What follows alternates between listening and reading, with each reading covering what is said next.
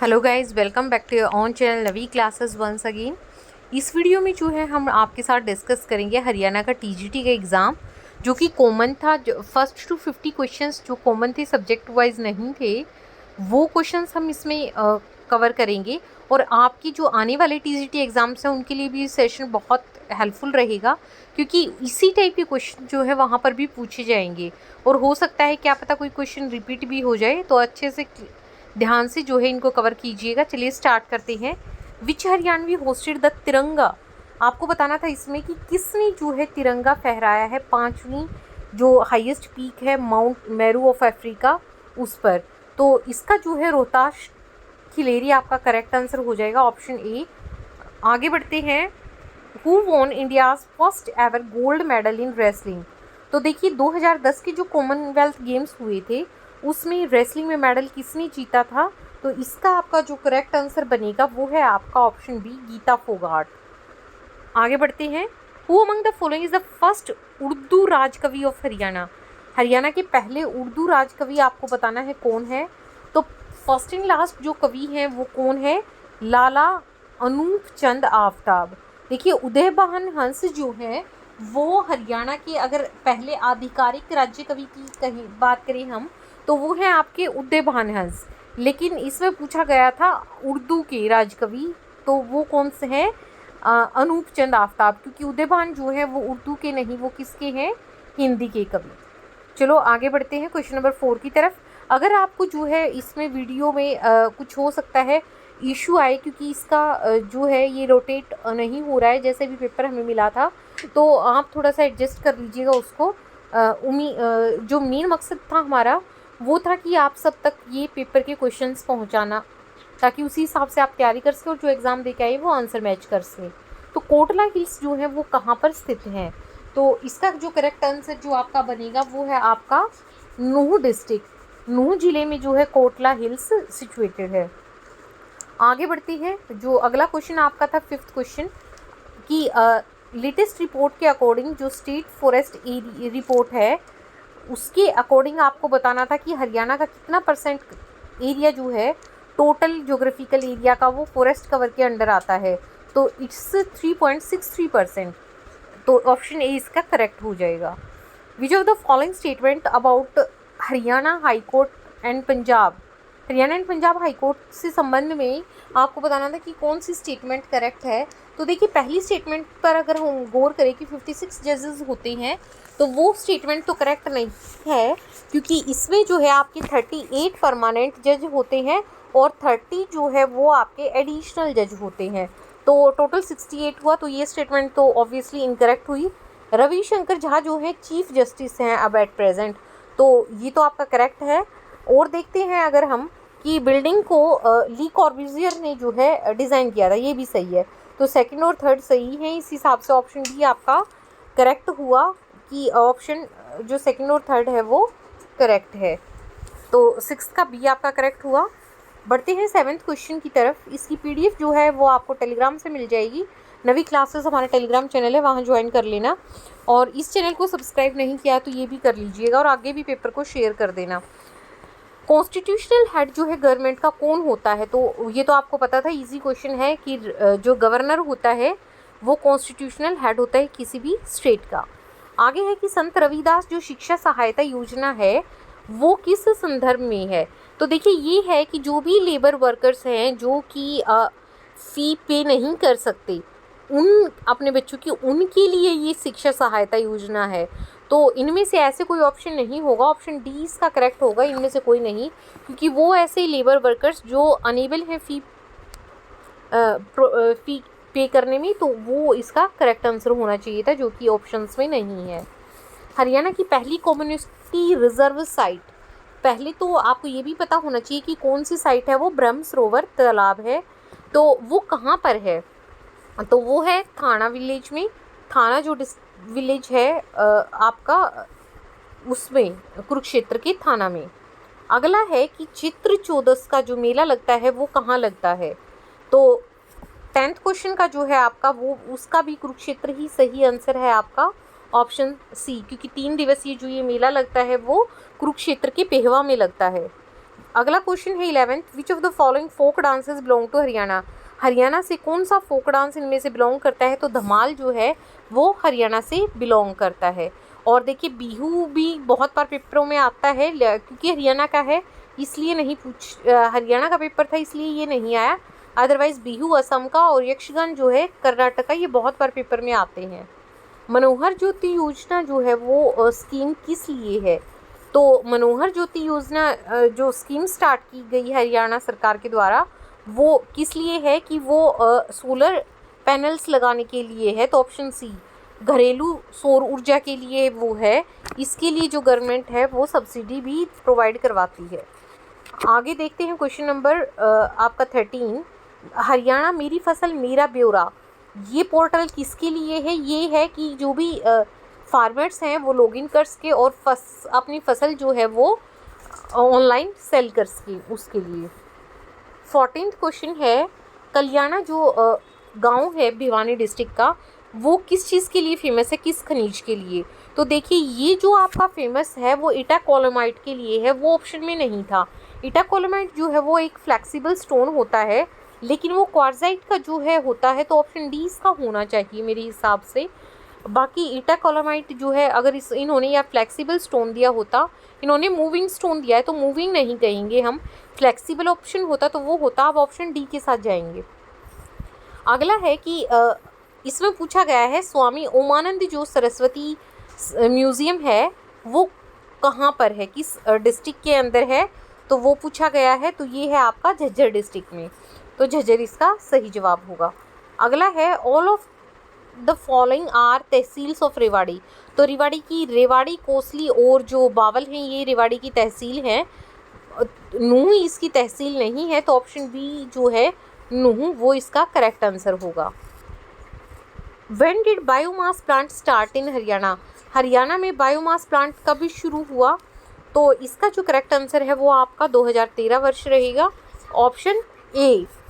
आगे बढ़ते हैं कि यही वाला साइन जो है ये मैंने ट्रैफिक वाली वीडियोस में भी आपको करवाया है, ये किसके लिए होता है? ये लेफ्ट रिवर्स बैंड आपको दिया गया है, ऑप्शन डी जो है 18th का डी करेक्ट हो जाएगा। 19th क्वेश्चन की तरफ बढ़ते हैं।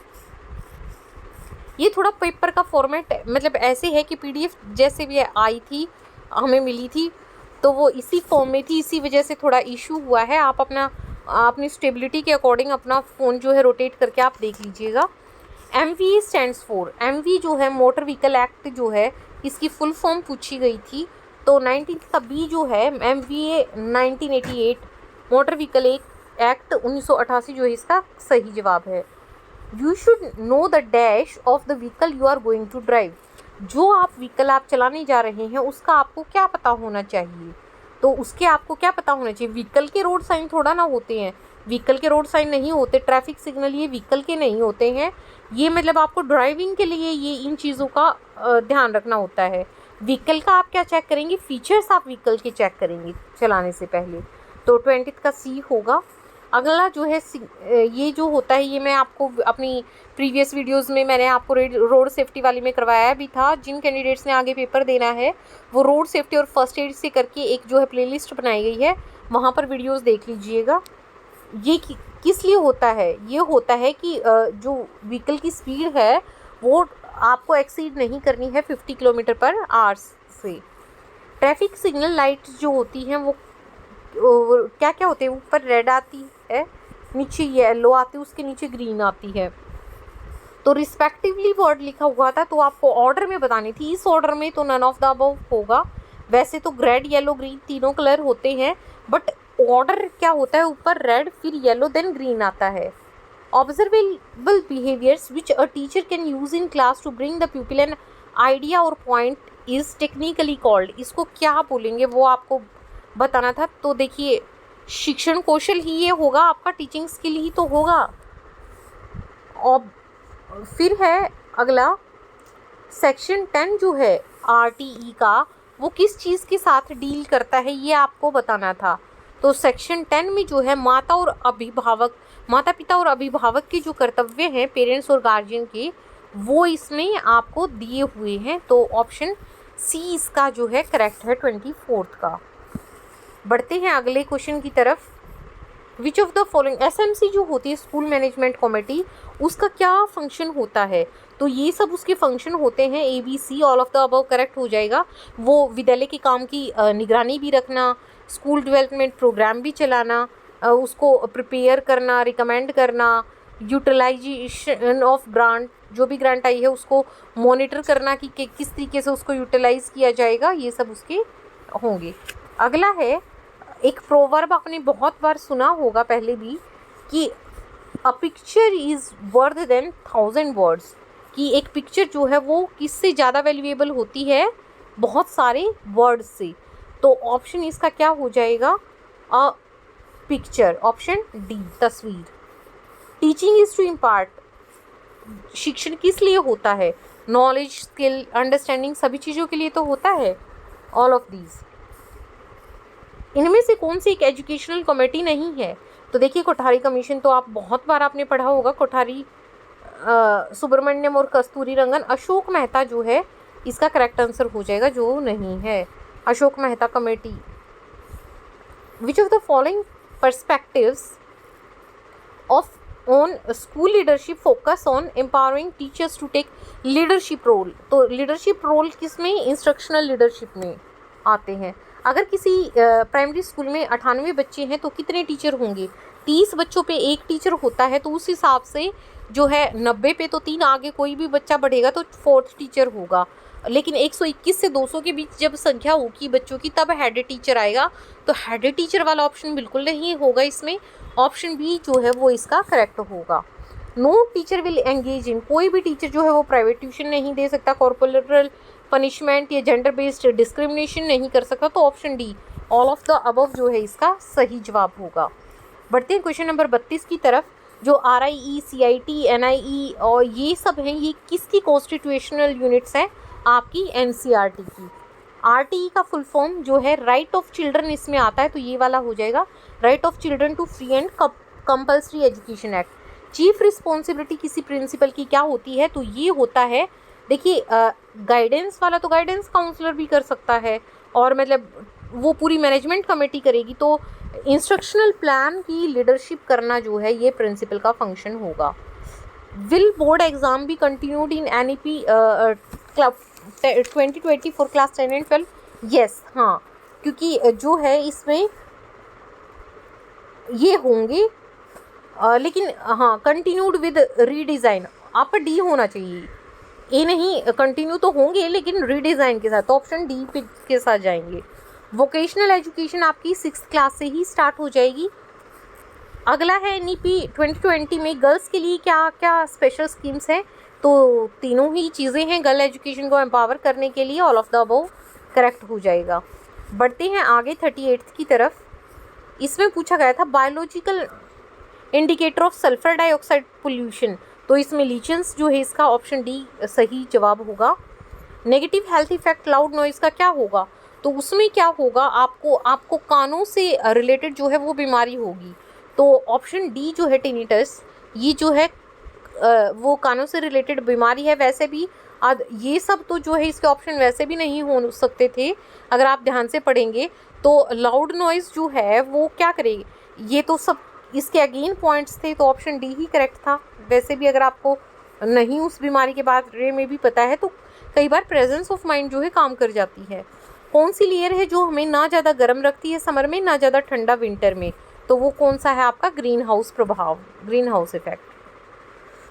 कॉन्स्टिट्यूशनल एलिमेंट बताना है आपको, critical limiting factor in the function of ecosphere, तो वो कौन सा आपका एलिमेंट है? वो आपका फॉस्फोरस है। 41 का जो है आपका करेक्ट आंसर वो बी है, फॉस्फोरस का सिंबल, क्योंकि पी होता है। विच of the following is the simplest and most common method? Cities में जो महानगरों में कूड़ा कचरा हटाने के लिए सबसे सही तरीका क्या है? Landfill, option C. कैंडिडेट जिसका भी पेपर है उन्होंने भी सही जवाब लगाया है। ग्लास कंटेनर्स को जो है जनरली प्रेफर नहीं किया जाता रेन वाटर सैम्पलिंग के लिए, कारण क्या है? कि ग्लास जो है वो अफेक्ट करता है रेन वाटर की pH को, तो ऑप्शन सी इसका सही होगा। हाँ, सी ही सही होना चाहिए ज़्यादा। तो ग्लास कंटेनर बहुत ज़्यादा एक्सपेंसिव तो नहीं आते हैं, सी ही इसका होना चाहिए आंसर। कहीं 1-2% मिस्टेक भी हो जाती है तो इट इज़ ह्यूमन नेचर, तो आप जो है उसको एडजस्ट कर लेना। Next is the main M of watershed management strategy in India is, तो वो किस लिए है? वाटरशेड मैनेजमेंट किस लिए होता है आपका? सॉइल कंजर्वेशन के लिए। विच of the following gases is generated, देखिए इसमें क्या आपसे पूछा गया था कि कौन सी गैस उत्पन्न होती है जब सैनिटरी लैंडफिल जो होता है उसके अंदर कोई जो मटेरियल होता है वो ब्रेक डाउन होता है, तो कौन सी इसमें होगी आपकी? मीथेन और कार्बन डाइऑक्साइड होती है, तो ऑप्शन ए मीथेन, तो ये कार्बन डाइऑक्साइड तो उसमें ऑप्शन ही नहीं था। Solar energy is received by the earth through which method, radiation से सोलर एनर्जी। 46 का बी। ओडम जो है, ओडम के अनुसार पौधे की सतह द्वारा अवशेषित जो प्रकाश है वो कितने kilo calorie metre square per day होता है? वो है 1500। जयंती आर्कोलॉजिकल जो म्यूजियम है वो हरियाणा के किस डिस्ट्रिक्ट में है? ये पूछा गया था आपसे, तो वो जींद जिले में है। ऑप्शन जो है इसका ए हो जाएगा। श्रवण कुमार के पीछे किस डिस्ट्रिक्ट का नाम पड़ा है? तो वो सोनीपत का। आपने स्टोरी भी सुनी होगी क्योंकि सोनीपत में जो है श्रवण कुमार ने अपने माता पिता से किराया भी मांगा था जब वो उनको तीर्थ के लिए लेकर के गया था, तो सोनीपत इसका करेक्ट आंसर होगा। सोनीपत का नाम जो है श्रवण कुमार के पीछे ही पड़ा है। Where will be the first atomic plant, north India का फर्स्ट एटॉमिक प्लांट जो है वो कहाँ पर होगा? वो होगा आपके गोरखपुर में। ऑप्शन डी इसका सही है। उम्मीद है आपको प्रयास पसंद आया है, तो वीडियो को लाइक ज़रूर करेंगे और चैनल को सब्सक्राइब करना भी नहीं भूलेंगे। शेयर भी करना है आपने और टेलीग्राम पर भी हमें ज्वाइन करना है। Thanks for watching this, thank you so much.